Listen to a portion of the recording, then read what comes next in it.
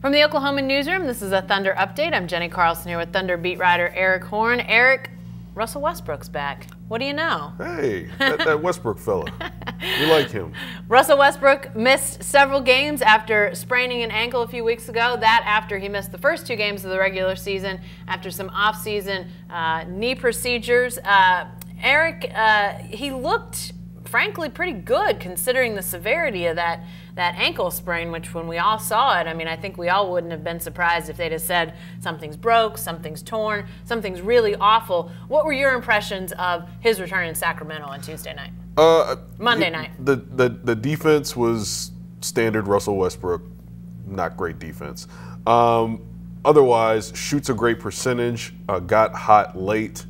I thought that the interesting part about Russell Westbrook's first game back was you could see the gears kind of spinning in his head. I think he was thinking a lot about his shot attempts, which is a good thing and a bad thing. You know, you want players to play naturally, and Russell Westbrook's a guy who's always said, you know, he feels out the game. He's a guy who reads the game. But you also, you know, in the way that the Thunder has played offense the past couple of years and run into these roadblocks of teams with really good defenses in the playoffs, you also want Russell Westbrook to think about the game a little bit differently. He's gone into this season, and the Thunder has made an emphasis going into this season about taking different kinds of shots. You've seen it when Russell Westbrook was out. You know, the shot selection the Thunder's been taking, you know, trying to get more open looks from 3, trying to move the ball more. Russell Westbrook's thinking about the game a little bit differently right now, and I think you saw that in his first game back from Sacramento. I mean, against Sacramento. With him coming back, it obviously shifts guys. Primary among them, Dennis Schroder, who goes from starter to off the bench, and you know his role changes. He seemed to struggle with Westbrook's return. Is that going to take a little bit of adjusting? I mean, obviously there's going to be some adjustment for Westbrook, but is that going to be an adjustment as well? Oh, absolutely. And those two together is going to take an adjustment for sure, because you know we've really only seen a small pocket of success with those two together on the floor. You know, in a couple of games where Westbrook was back to back against Charlotte and Washington. Otherwise, we haven't really seen a lot of success. The defensive numbers with those two on the floor have not been good. You know, Schroder really struggled last night, going 3 of 17 from the floor. You know, some shots that he typically hits didn't go down. His floater has been a really good shot for him when Westbrook's been out. So it's going to take a little bit of adjustment. And also it kind of altered some things last night because your rotations were off, because you were missing so many perimeter guys. You were missing an Alex Abrinas. You were missing a Terrence Ferguson. And then you're also missing Nerlens Noel. So Billy Donovan had to change the rotations up a little bit. Schroder had to come in with the starters a little bit earlier than he typically does. And it kind of threw things off. But as the season goes on, that'll become more comfortable. Can we just talk in general about the defense last night? Because yeah, it was bad.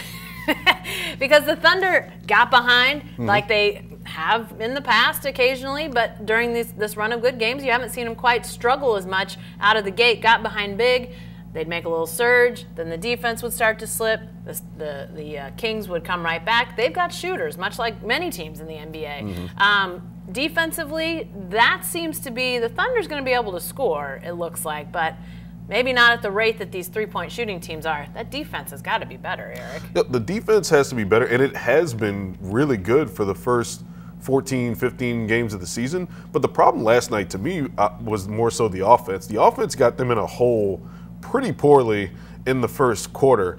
They were trying to keep up the pace with the Sacramento Kings. The Kings play at an insane pace. They get up a lot of shots really quickly early in the shot clock. They have no discretion whatsoever. You know, Amon Shumpert's a guy who was jacking shots really early in the shot clock and having success, really taking some bad shots that were just going in against sometimes pretty good Thunder defense from Jeremy Grant, from guys like Paul George. But, you know, the Thunder's offense dug them in a hole. I think they might have scored 24 points on like 30 possessions in the first quarter, and then 7 of those 30 possessions they had turnovers on. So when you're turning the ball over and you're not shooting the ball well, that's just a recipe for disaster against a team that can really shoot the 3-ball well. To their credit, the Thunder made adjustments. They came out in the third quarter, played a better defensive game in the third quarter. But, you know, it's a lot of effort you have to exert, and you have to be pinpoint offensively and defensively to dig out of the kind of hole that the Thunder was in at the end of the first quarter. And they're going to need to be better all the way around. Wednesday night, as they go to face Golden State. No doubt about that. No question. Now, Golden State might not have Steph Curry in that game, which is a plus for the Thunder, but the Thunder might not have Jeremy Grant because he's twisted his ankle at the end of the Kings game on Monday night. So we'll get another update on Jeremy Grant today and see if he's going to be ready to go against Golden State. All right. The games don't stop, and neither do we, so be sure to stay with the best coverage team anywhere at newsok.com and every day in the Oklahoman.